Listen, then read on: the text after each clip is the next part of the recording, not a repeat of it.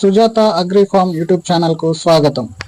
బీర సాగు చేసే రైతులకు ఇప్పుడు పెద్ద సమస్యగా మారినది బూజు తెగులు, లేదా దీన్నే పౌడర్ మిల్లు అని కూడా అంటారు.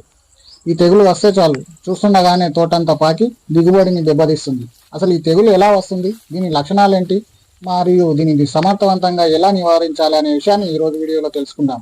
వీడియోని చివరి వరకు చూడండి, మీకు క్లియర్ కట్గా అర్థమవుతుంది. ఇక ఈ తెగులు లక్షణాలను కనుక మనం ఒకసారి చూసుకున్నట్టయితే, ఈ తెగులుని మనం చాలా సులువుగా గుర్తించవచ్చు. అన్నింటికంటే ఈజీగా మనము బీర తోటకు సంబంధించిన రోగాలలో ఇది చాలా ఈజీగా గుర్తించే అవకాశం ఉన్న తెగులు ఏదైనా ఉందంటే ఈ బూజు తెగులేనండి. అయితే దీంట్లో మొట్టమొదటి లక్షణాలను కనుక మనం చూసుకున్నట్టయితే తెల్లటి మచ్చలు ఏర్పడతాయి. మొదట ఆకుల పైభాగంలో చిన్న చిన్న తెల్లటి మచ్చలు కనిపిస్తాయి. అలాగే పిండి పొర ఇది క్రమంగా పెరిగి ఆకు అంతా ఎవరో తెల్లటి పిండిని లేదా పౌడర్ను చల్లినట్టుగా మారిపోతుంది. అందుకే దీన్ని పౌడర్ మిల్ అంటారు. అలాగే ఇంతే కాకుండా ఆకులు ఎండిపోవడం, వ్యాధి తీవ్రత పెరిగితే ఆకులు పసుపు రంగులోకి మారి ముచ్చుకుపోయి ఎండిపోతాయి. దీనివల్ల ఏమవుతుందంటే దిగుబడిపై ప్రభావం ఏర్పడుతుంది. ఆకులు దెబ్బతినడం వల్ల మొక్క ఆహారాన్ని తయారు చేసుకోలేదు. దీనివల్ల పిందెలు సరిగ్గా పెరగవు, లేదా చిన్నగానే ఉండగానే రాలిపోతాయి. అలాగే అసలు ఈ వ్యాధి వచ్చినప్పుడు దీన్ని ఎలా నివారించాలి? దీన్ని నివారిస్తేనే మనకు దిగుబడి పెంచుకోవడానికి అవకాశం ఉంటుంది. కాబట్టి ఖచ్చితంగా దీన్ని నివారించడానికి అవకాశం ఉంది. దీనికి ఈ తెగులను అరికట్టడం ఎలా అనేది మనం ఒకసారి చూసుకున్నట్టయితే, దీనికోసం మనం 2 రకాల పద్ధతులను పాటించవచ్చు. అది ఒకటి సేంద్రియ ఆర్గానిక్ మెథడ్స్, ఇంకోటి కెమికల్ మెథడ్స్.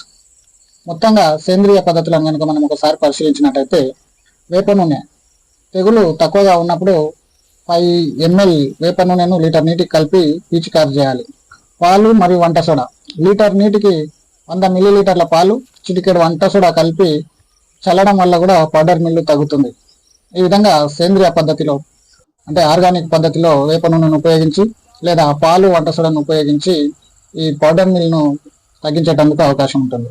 అయితే ఇవి తక్కువగా రోగం స్టార్టింగ్ స్టేజ్లో ఇవి చేయడం వల్ల పంటను మనం కాపాడుకోవచ్చు. కానీ ఇంకా ఇంతకంటే ఎక్కువ తీవ్రంగా వ్యాధి ఉన్నప్పుడు ఈ కింది మందులు, నేను ఇప్పుడు ప్రజెంట్ చెప్పబోయే మందులు బాగా పనిచేస్తాయి. అయితే వాటిని ఒకసారి పరిశీలించాల్సిందిగా చూస్తున్నాం. మొట్టమొదట నీటిలో కరిగే గంధకం సల్ఫర్ 80% WP అనే దాన్ని మనం ఒకసారి చూసుకున్నట్టయితే 3 గ్రాములు 1 లీటర్ నీటికి కలిపి స్ప్రే చేయాలి. అటువంటప్పుడు తగ్గుతుంది.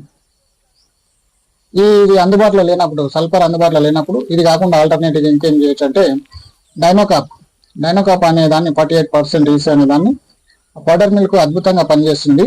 లీటర్ నీటికి 1 ml కలిపి చల్లాలి. ఇది కూడా మనకు అందుబాటులో లేనట్టయితే హెక్సాకోనజోల్ అనే మందు కూడా ఉంటుంది దీనికి సంబంధించి. దీన్ని యూజ్ చేసే పద్ధతి కనుక మనం చూసుకున్నట్టయితే 2 ml లీటర్ నీటికి కలిపి స్ప్రే చేయాలి.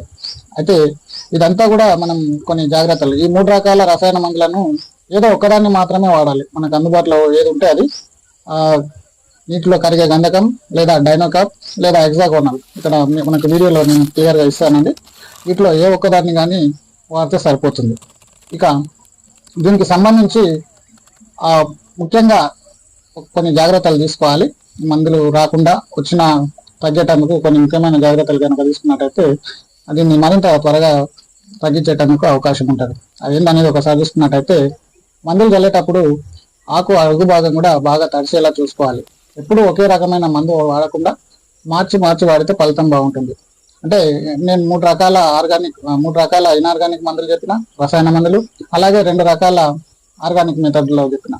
వీటిలో ఏదైనా ఒకటి, ప్రతి స్ప్రేకు ఒకే దాన్ని వాడకుండా ఒకసారి ఆర్గానిక్, మరోసారి ఇన్ఆర్గానిక్, ఈ విధంగా మందులను మార్చి చేయడం వల్ల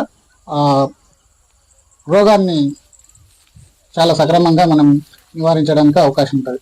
అంతేకాకుండా మరికొన్ని జాగ్రత్తలు కనుక మనం పరిశీలించినట్టయితే, పొలంలో గాలి సరిగ్గా తగిలేలా మొక్కల మధ్య దూరం పాటించాలి. అలాగే ఈ వ్యాధి ఉన్నప్పుడు నత్రజని ఎరువులను మోతాదుకు మించి, అంటే యూరియాను మోతాదుకు మించి వాడకూడదు. ఎందుకంటే ఇది తెగులు పెరగడానికి కారణమవుతుంది. నత్రజని వాడడం వల్ల, అంటే యూరియా వాడడం వల్ల ఏం జరుగుతుందంటే మొక్కలు పల్సగా మారి గ్రీన్గా మారే అవకాశం ఉంది, కానీ వీక్ అయిపోతాయి మొక్కలు. అటువంటి సందర్భంలో ఈ వ్యాధి త్వరగా సోకడానికి అవకాశం ఉంటుంది. అలాగే తోటను ఎప్పుడు కూడా శుభ్రంగా ఉంచుకోవాలి. గడ్డి లాంటివి అట్లాంటివి ఉండకుండా వీలైనంత శుభ్రంగా ఉంచుకునే ప్రయత్నం చేయాలి. సో ఇదే అండి ఈ వీడియో. అయితే ఈ వీడియోని చూస్తున్న అందరికీ కూడా నాది ఒక చిన్న రిక్వెస్ట్ అండి. చాలామంది సబ్స్క్రైబ్ చేసుకోకుండానే చూస్తున్నారు 80% జనాలు. ఒక 20% జనాలు మాత్రమే సబ్స్క్రైబ్ చేసుకుంటున్నారు.